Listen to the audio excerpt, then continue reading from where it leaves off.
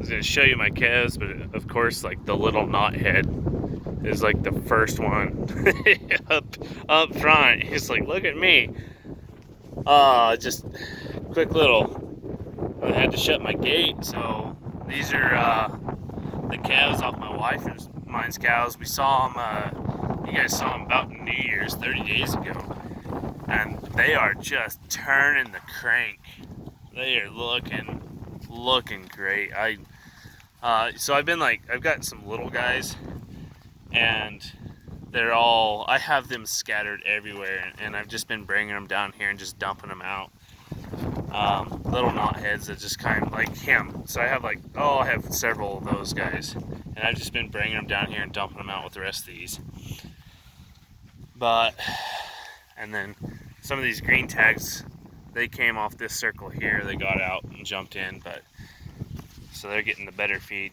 So here's our ration. We bumped the corn we almost doubled the corn that we had in there.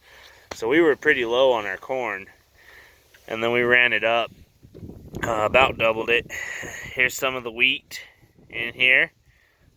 Here's some of the wheat that's cracked. So just as you can see, they're not really getting anything from out there. We haven't been super cold, so we need to get some like rubbers up, because we haven't been cold enough to kill the lice.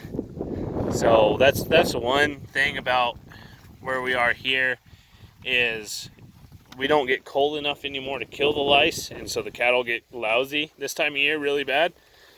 It's calves, everything, cows, but I'm really happy with what these calves are doing. They're eating less than the rest of the calves in the yard, because they are getting some wheat. But and that's the thing. See, you can kind of row this wheat going this way, and I'll tell you what happened is my wife and I bought this farm this year. I own all this around here, and then down that way, and then there's a road around the rest of the side of it. So this is like a corner of the ranch. We just pretty much somebody else owned, and we finally got this bought. It was terribly dry, and we had this farm before we got it. It's solid bindweed. The guy never put any money into it, I don't think. Who knows? Who knows the story behind it? But it's literally 320 acres of solid bindweed, and it's just like a mat, and nothing will grow except for bindweed. We finally got it bought back in like June, and by then the bindweed was already just thick out here, and the pigweed was tall and everything. But we dumped cows out here, and they did awesome on it. So I at least know my cows will gain weight on weeds. But we started to work it up. Well, I think we had to disc this thing twice, and we got it killed, and we were about ready. We had a good rain, and we were gonna plant with our no-till drill. But what happened was, we had it all killed down, and there was just a few weeds standing. But right when we needed to plant it, my little girl decided she wanted to come into the world, and that takes precedence over farming. I don't care who you are. So we were down there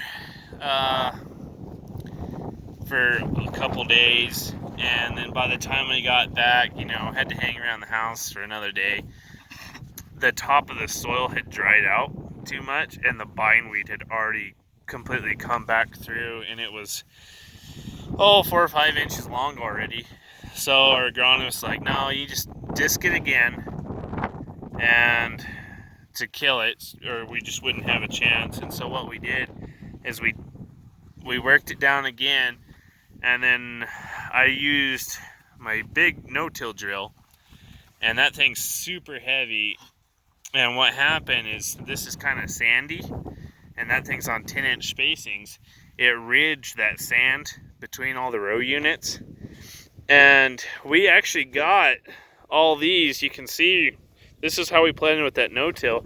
We got it down in the moisture, and it was coming on. It looked like it was going to do really good. And then we had a really, really hard, like 1-inch rain. And what happened is it just washed those ridges down and just leveled this thing out. And it buried our crop.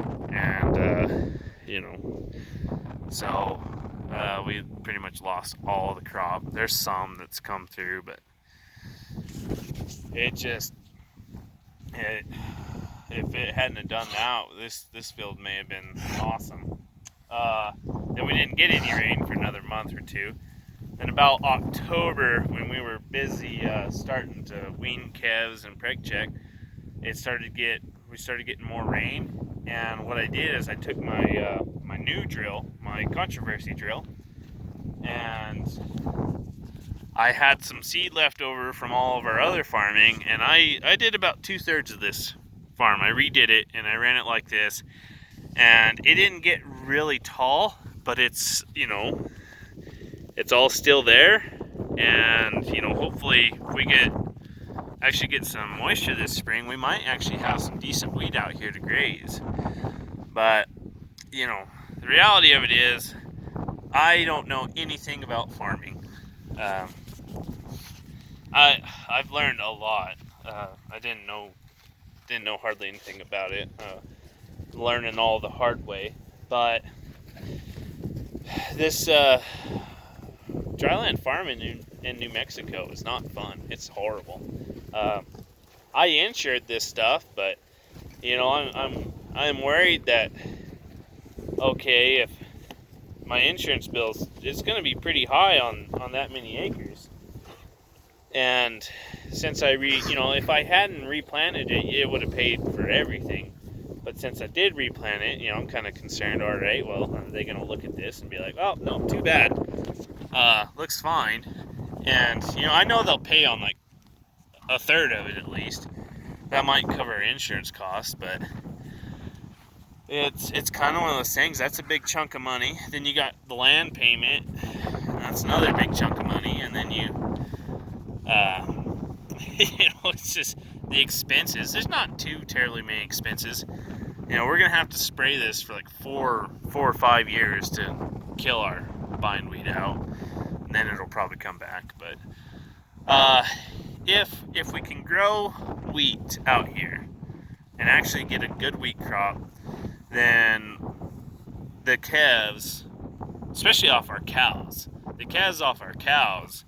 well, this place will more than pay for itself. But, you know, right now there's no wheat and we're having to feed, so we're not making any money off these calves. We're just growing them to break even and make payments. Like, these calves there's not really a profit in any of these calves. These are just payment making calves. So, you know, the more money we put into them, the less payments we can make. There's not any take-home money from these calves, and there won't be for several years.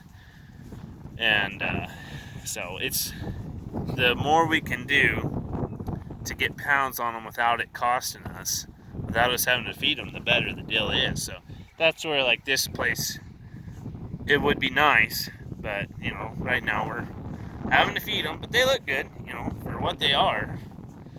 Out of a bunch of, they were little bitty when we weaned them, because their mamas didn't have any groceries, and their mamas didn't look good, but they sure are shaping up. There's some of them we could probably peel off and get rid of, but now that our cash basis is taking a shit on the feeder market here locally, so you know, they're 10 under the board, then it's just kind of like, well, you win some, you lose a lot, but they'll make it work. I think that's kind of, I know I haven't really talked about this farm because, I don't know, it's just not really It's not the most pleasant thing to talk about, but it'll work in the long run. In the long run, this will be a great deal, but right now it is what it is. It'll make its payments this year, but I think that's all it'll do. Anyways, I got to looking at these calves and I was pretty impressed with them. That little red tag is not out of our cows. That is like a little dopey thing that we bought and in the feed yard, and I don't know, it's gone through every fence I have, and so it's over here now. But it's only probably a year old, you know. It'll grow someday. But all right, I gotta finish feeding, so catch you guys on the next one.